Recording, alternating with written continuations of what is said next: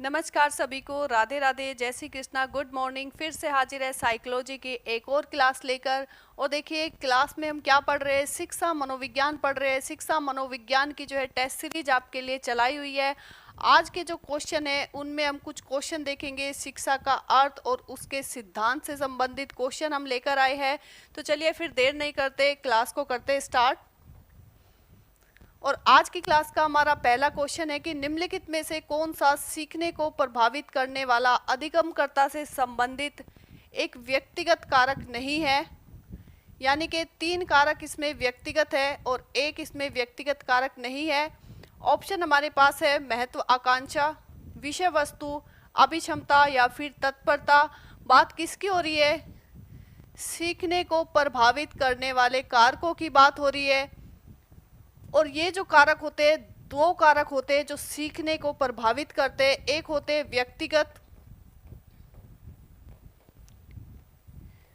व्यक्तिगत कारक और दूसरे होते हैं बाहरी कारक।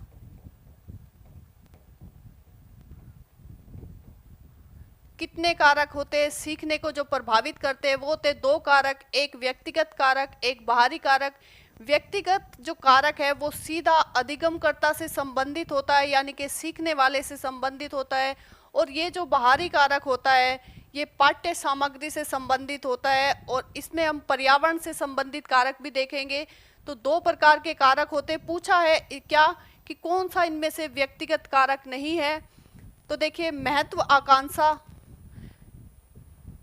इसमें स्वयं जो बच्चा है वो क्या देखता है कि उसे कितने आगे तक जाना है, कितने आगे बढ़ना है। ये स्वयं की उसकी व्यक्तिगत सोच होती है कि उसे कितने आगे तक जाना है। तो ये कौन सा कारक है? ये भी क्या है? व्यक्तिगत कारक है। बात करें अभिक्षमता की, तो ये क्या होती है? सीखने की जन्मजात क्षमता होती है और ये भी क्या है? एक व्यक्तिगत कारक है। बात करें तत्परता की, तत्परता का अर्थ है कि जो बालक है वो सीखने के लिए शारीरिक मानसिक रूप से किस प्रकार से तैयार है, या फिर कहे कितना तैयार है। तो ये भी क्या होगा? व्यक्तिगत कारक होगा। ये तीनों ही जो है व्यक्तिगत कारक है, महत्व आकांक्षा, अभिक्षमता और तत्परता। बात करें विषय वस्तु की, तो ये जो है बाहरी कारक होता है। विषय वस्तु बाहरी कारक है और इसका संबंध किससे है? पाठ्यचर्या से इसका संबंध होता है।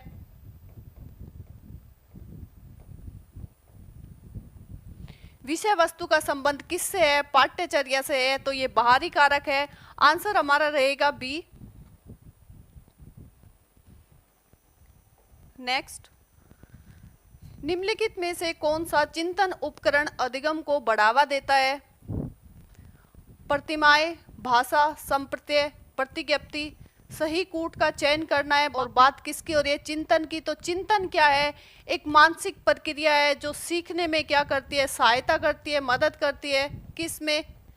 सीखने में। और ये कैसी प्रक्रिया है? ये एक मानसिक प्रक्रिया है। बात करें इसके उपकरण की, तो देखिए प्रतिमाएं, भाषा, संप्रत्यय, प्रतिज्ञप्ति, ये सभी क्या है? इसके उपकरण है। प्रतिमा किसी भी दृश्य को याद रखने में मदद करती है। भाषा का काम क्या है? कि अपने विचारों को व्यक्त करना। भाषा जो है अपने विचारों को व्यक्त करने का एक माध्यम है। बात करें संप्रत्यय की, किन्हीं 2 वस्तु में समानता या विभिन्नता जो है पहचानने के लिए किसका प्रयोग होता है? संप्रत्यय का प्रयोग होता है। और विभिन्न संप्रत्यों में संबंध स्थापित करती है कौन? प्रतिज्ञप्ति।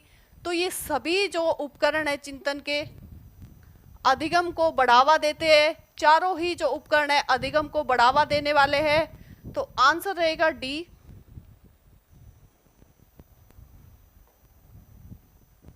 नेक्स्ट, अभिकथन है कि एक प्रभावी शिक्षा शास्त्री रणनीति यह है कि बच्चों की नई जानकारी को जो पहले से जानते हैं उनके साथ जोड़ने के लिए कहा जाए। बिल्कुल सही है।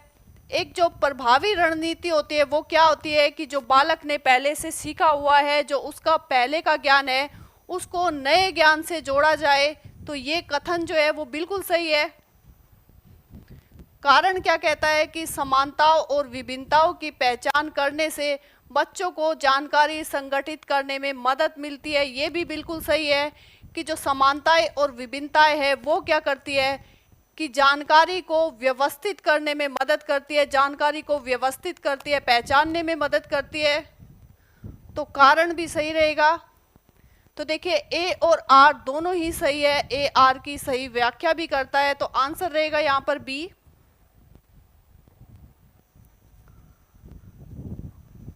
अभिकथन और कारण का फिर से क्वेश्चन है कि शिक्षकों को छात्रों से दूरी बनाकर रखना चाहिए और अधिगम प्राथमिक जिम्मेदारी उन्हीं पर डालनी चाहिए, यानी कि बच्चों पर डाल देनी चाहिए।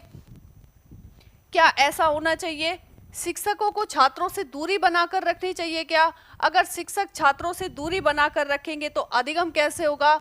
तो दूरी बनाकर नहीं रखनी चाहिए, बल्कि संबंध कैसा होना चाहिए? शिक्षकों का और छात्रों का सकारात्मक संबंध होना चाहिए। साथ में ही अधिगम जो है, अधिगम की जो प्राथमिक जिम्मेदारी है वो छात्रों पर नहीं डालनी चाहिए, क्योंकि ये क्या है, एक साझा प्रक्रिया है। अधिगम क्या है?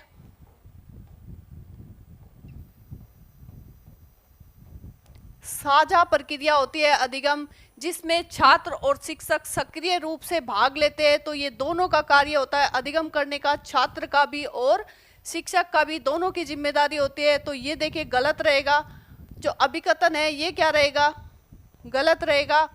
अधिगम एक लोकतांत्रिक वातावरण के बजाय एक एकाधिकारवादी वातावरण में प्रभावी ढंग से होता है। तो बिल्कुल नहीं, अधिगम के लिए आवश्यक होता है कि वातावरण कैसा हो, लोकतांत्रिक हो, जिसमें जो बालक है वो क्या कर सके, प्रश्न पूछ सके, अपने विचारों को व्यक्त कर सके, और शिक्षक क्या हो, निर्देशक की भूमिका निभाए, यानी कि सुविधा प्रदाता के रूप में कार्य करे। तो देखिए ये भी कारण जो है गलत रहेगा। तो इसमें कथन और कारण दोनों ही गलत है, आंसर रहेगा हमारा बी।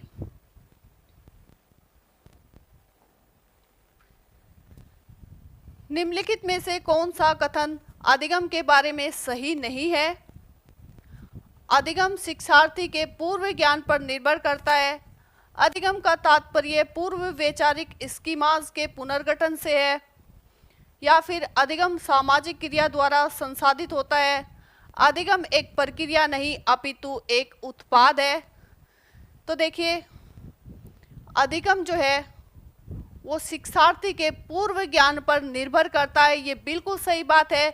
बालकों को कैसे सिखाया जाता है, ज्ञात से अज्ञात की ओर, यानी कि जो पहले से उसका सीखा हुआ ज्ञान है उससे जो नहीं सीखा हुआ ज्ञान है उसकी ओर चला जाता है। तो पूर्व ज्ञान पर निर्भर करता है, ये बिल्कुल सही है। अधिगम का तात्पर्य पूर्व वैचारिक स्कीमाज के पुनर्गठन से, ये भी बिल्कुल सही है। जो पहले से मानसिक संरचना बनी हुई है, अधिगम उसका तात्पर्य है पुनर्गठित है उससे, तो ये भी बिल्कुल सही रहेगा। अधिगम सामाजिक क्रिया द्वारा संसाधित होता है, ये कथन भी बिल्कुल सही है कि अधिगम जो है किसके द्वारा संसाधित होता है, सामाजिक क्रिया द्वारा। बात करें चौथे कथन की, तो ये क्या कह रहा है कि अधिगम एक प्रक्रिया नहीं अपितु उत्पाद है, तो ये बिल्कुल गलत है। अधिगम क्या है, एक प्रक्रिया है, यहाँ पर नहीं आया हुआ है तो ये गलत हो जाएगा। अधिगम एक प्रक्रिया है, उत्पाद नहीं होता है अधिगम। अधिगम एक प्रक्रिया होती है जिसमें बालक सक्रिय रहकर सीखता है, अनुभव करके सीखता है, जिसमें बालक सक्रिय और अनुभव द्वारा जो है बालक सीखता है, और जो वो सीखता है उसे हम क्या कहते हैं, उत्पाद कहते हैं। तो अधिगम तो एक क्रिया है, जैसे कि कोई बालक भाषा सीख रहा है तो वो क्या कर रहा है, क्रिया कर रहा है। अधिगम एक क्रिया है, लेकिन जब वो भाषा को पूरा कर लेता है, सीख लेता है, उस पर नियंत्रण पा लेता है, तो वो क्या होता है, उत्पाद होता है। तो आंसर हमारा रहेगा यहाँ पर डी।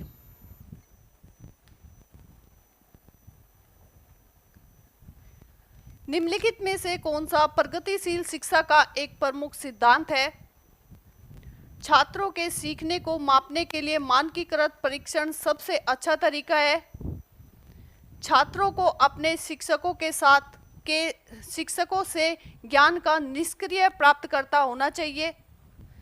सीखना प्रामाणिक कार्यों पर आधारित होना चाहिए, या फिर पाठ्यचर्या पूर्व निर्धारित हो और सार्वभौमिक होनी चाहिए। बात किसकी हो रही है? प्रगतिशील शिक्षा की। और प्रगतिशील शिक्षा क्या है? जिसमें बालक सक्रिय रूप से भाग ले, सक्रिय रूप से क्या ले? भाग ले। और कैसे सीखे? अनुभव द्वारा सीखे, अनुभव द्वारा सीखे, आलोचनात्मक चिंतन द्वारा अपनी समझ को विकसित करे। और प्रगतिशील शिक्षा क्या मानती है कि जो सीखना है वो कैसा हो? प्रामाणिक हो, साथ ही में कैसा हो? आनंददायक हो, ताकि बालक उसको अच्छे से सीख पाए। तो देखिए आंसर हमारा रहेगा कि सीखना जो है प्रामाणिक कार्यों पर आधारित होती है, क्योंकि प्रगतिशील शिक्षा का मानना है कि सीखना प्रामाणिक और आनंददायक होना चाहिए। तो देखिए आंसर रहेगा हमारा यहाँ पर सी।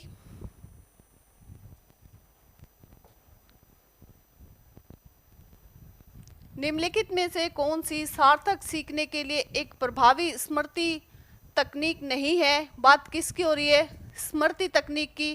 कि 3 तो इसमें जो है प्रभावी स्मृति तकनीक है, लेकिन एक नहीं है।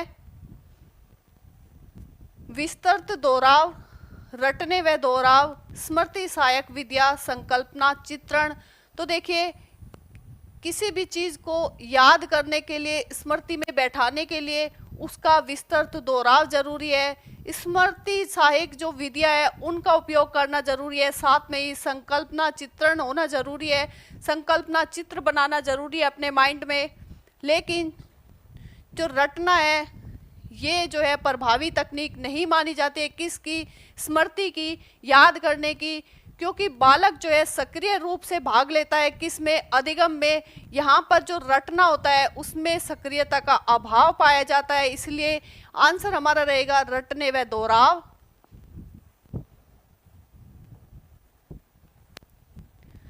निम्नलिखित में से कौन सा कथन प्रगतिशील शिक्षा में शिक्षक की भूमिका का सबसे अच्छा वर्णन करता है?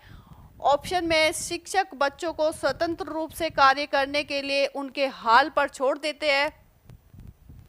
शिक्षक ज्ञान का प्राथमिक स्रोत होते हैं। शिक्षक एक सुविधा प्रदाता के रूप में कार्य करते हैं। शिक्षक निर्धारित पाठ्यक्रम को जो का त्यों लागू करते हैं। बात किसकी हो रही है? प्रगतिशील शिक्षा की। और पिछले ही क्वेश्चन में हम इसके बारे में बात कर चुके हैं कि जो प्रगतिशील शिक्षा है उसमें बालक सक्रिय रूप से भाग लेता है और क्या अनुभव द्वारा सीखता है, आलोचनात्मक चिंतन द्वारा अपनी समझ को क्या करता है? विकसित करता है। और जो शिक्षक की भूमिका है वो कैसी होती है? सुविधादाता की होती है। निर्देशक के रूप में जो है शिक्षक कार्य करता है। तो आंसर रहेगा हमारा यहाँ पर सी। नेक्स्ट, कौन से कारक अधिगम को प्रभावित करते हैं? व्यक्तिगत कारक, वातावरण संबंधी कारक, सामाजिक कारक या फिर उपयुक्त सभी। तो देखिए अधिगम को प्रभावित करने में व्यक्तिगत कारक, वातावरण संबंधी कारक, सामाजिक कारक ये सभी जो है शामिल होते हैं। तो आंसर रहेगा उपयुक्त सभी। The conditions of learning, the conditions of learning पुस्तक के लेखक कौन है? E.L. Thorndike, B.F. Skinner, R.M. गेने या फिर I.P. पावलोव। तो देखिए जो पुस्तक हमें दी हुई है द कंडीशंस ऑफ लर्निंग, इसके जो लेखक थे वो थे R.M. गेने। निम्नलिखित में से कौन सी एक मुख्य प्रक्रिया नहीं है जिसके द्वारा सार्थक अधिगम घटित होता है? बात यहाँ पर किसकी हो रही है? सार्थक अधिगम की। तो देखिए ऑप्शन हमारे पास है पुनरावृत्ति एवं अभ्यास, निर्देशन एवं संचालन, अन्वेक्षण एवं पारस्परिक क्रिया या फिर कंठस्थीकरण एवं स्मरण। तो बात हम किसकी कर रहे हैं? सार्थक अधिगम की कर रहे हैं। और अधिगम के लिए आवश्यक होता है कि बार बार पुनरावृत्ति की जाए, अभ्यास उसका किया जाए। अधिगम के लिए निर्देश का होना जरूरी है, संचालन होना जरूरी होता है, अन्वेक्षण और पारस्परिक क्रिया का होना अति आवश्यक है। बात करें कंठस्थीकरण की, तो जो अधिगम है वो रटने पर आधारित नहीं है, करके सीखने पर आधारित होता है।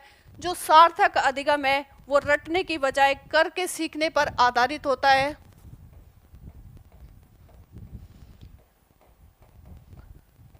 करके सीखना, सक्रिय रूप से सीखना या कहे करके सीखना, तो सार्थक अधिगम किस पर, करके सीखना या सक्रिय रूप से सीखने पर आधारित है, रटने पर बल नहीं देता है, कंठस्थीकरण पर बल नहीं देता है। तो आंसर हमारा रहेगा डी। निम्नलिखित में से कौन सी अधिगम की एक विशेषता नहीं है? अधिगम का अवलोकन प्रत्यक्ष रूप से किया जा सकता है। अधिगम व्यवहार में अपेक्षाकृत स्थायी परिवर्तन है। अधिगम प्राणी की अभिवृत्ति है या फिर अभिग्रहण। अधिगम एक लक्ष्य उन्मुख प्रक्रिया है। बात हम किसकी कर रहे हैं? अधिगम की कर रहे हैं। तो देखिए, जो अधिगम होता है वो किसी भी उद्देश्य को, किसी भी लक्ष्य को ध्यान में रखकर किया जाता है। इसलिए हम कहते हैं कि अधिगम क्या है? एक लक्ष्य उन्मुख प्रक्रिया है। तो ये बिल्कुल सही है। अधिगम प्राणी की अभिवृद्धि होती है, ये भी बिल्कुल सही है। अधिगम व्यवहार में अपेक्षाकृत कैसा परिवर्तन? ध्यान रखिएगा, एग्जाम में बार बार पूछा जाता है कि अधिगम कैसा परिवर्तन है, तो ध्यान रखिएगा अधिगम जो है अपेक्षाकृत स्थायी परिवर्तन होता है, ये बिल्कुल सही है।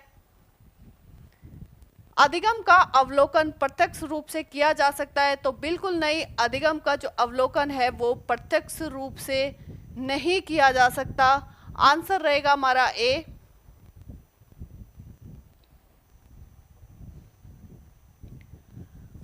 अधिगम अनुभव और प्रशिक्षण के परिणाम स्वरूप व्यवहार में परिवर्तन है, यह कथन किसने दिया था? गेटस व अन्य ने, मॉर्गन और गिलीलैंड ने, स्किनर या फिर क्रोनबेक ने। बात किसकी हो रही है? अधिगम की, कि अधिगम क्या है? व्यवहार में एक स्थायी परिवर्तन है। और ये किसके द्वारा आता है? ये आता है अनुभव द्वारा और प्रशिक्षण द्वारा। और ये जो कथन है ये कहा था किसने? गेटस व अन्य ने। तो आंसर रहेगा हमारा यहाँ पर ए। व्यवहारिक क्षमताओं में वह सापेक्ष स्थायी परिवर्तन जो कि प्रचलित अभ्यास का परिणाम होता है, उसे क्या कहते हैं? अधिगम, अभिप्रेरणा, अभिवृत्ति या फिर अभिक्षमता। तो देखिए, बात किसकी हो रही है? स्थायी परिवर्तन की हो रही है। सापेक्ष स्थायी परिवर्तन जो किसके द्वारा आया है? अभ्यास द्वारा आता है, प्रशिक्षण द्वारा आता है। किस में आता है? व्यवहार में आता है या फिर व्यवहारिक क्षमताओं में होता है। इसी को हम क्या कहते हैं? इसको हम कहते हैं अधिगम कहते हैं इसको हम, और इसको हम सीखना कहते हैं। सीखना कहे या अधिगम कहे एक ही बात है। आंसर रहेगा ए। अनुभव द्वारा व्यवहार में परिवर्तन कहलाता है स्मृति, सीखना, प्रेरणा या फिर चिंतन। बात कर चुके हैं पिछले ही क्वेश्चन में कि अनुभव और प्रशिक्षण द्वारा व्यवहार में अपेक्षाकृत स्थायी परिवर्तन क्या है? सीखना कहलाता है। तो आंसर रहेगा बी। प्राथमिक स्तर पर मूल्यों की शिक्षा देने की सर्वोत्तम विधि है किसकी शिक्षा? मूल्यों की शिक्षा। मूल्यों के महत्व को बताना, मूल्यों के पालन न करने पर उन्हें दंडित करना, अध्यापक के व्यवहार में मूल्य का स्थापन करना या फिर उपरोक्त सभी। तो देखिए, बात किसकी कर रहे हैं हम बात कर रहे हैं मूल्यों की शिक्षा की, और इसकी सर्वोत्तम विधि की बात कर रहे हैं कि सर्वोत्तम विधि कौन सी होती है। तो देखिए, बालक जो है वो कैसे सीखता है? अनुकरण द्वारा बालक सीखता है। अपने बड़ों का अनुकरण करके ही बालक क्या करता है? सीखता है। तो इसके लिए आवश्यक है कि अध्यापक के व्यवहार में मूल्यों का स्थापन किया जाए, जिसके द्वारा बालक अपने अध्यापक को देखे, उसके व्यवहार को देखे, तो बालक में भी क्या होगी? मूल्यों की शिक्षा बालक स्वयं ही ग्रहण कर लेगा। तो सर्वोत्तम विधि है कौन सी? कि अध्यापक के व्यवहार में मूल्यों को स्थापित किया जाए। आंसर रहेगा हमारा सी। सीखने का सर्वाधिक उपयुक्त अर्थ है कौशल अर्जन करना, ज्ञान का अर्जन करना या कहे ज्ञान अर्जन करना, व्यवहार में परिमार्जन लाना या फिर व्यक्तिगत समायोजन। तो देखिए, बात किसकी हो रही है? सीखने की हो रही है। और सीखने में सर्वाधिक उपयुक्त क्या है? यानी कि सीखने का सर्वाधिक उपयुक्त अर्थ हम किसे कहेंगे? तो देखिए व्यवहार में जो परिवर्तन आता है, व्यवहार में जो परिमार्जन होता है, किसके द्वारा? अनुभव द्वारा, अनुभव द्वारा या फिर कहे प्रशिक्षण द्वारा व्यवहार में जो स्थायी परिवर्तन आता है या फिर कहे व्यवहार में जो परिमार्जन आता है उसे ही हम क्या कहते हैं? सीखना कहते हैं, अधिगम कहते हैं। तो सीखने का सर्वाधिक उपयुक्त अर्थ है व्यवहार में परिमार्जन या फिर कहे व्यवहार में परिवर्तन। तो देखिए ये था आज की क्लास का हमारा लास्ट क्वेश्चन। क्लास आपको कैसी लगी है कमेंट बॉक्स में बताइएगा, और अच्छी लगी है तो प्लीज़ वीडियो को एक लाइक ज़रूर कीजिएगा। मिलते हैं नेक्स्ट क्लास में, फिर से आपके साथ आएंगे नए क्वेश्चन लेकर, कुछ अच्छे क्वेश्चन के साथ आएंगे। तब तक के लिए आपका बहुत बहुत धन्यवाद।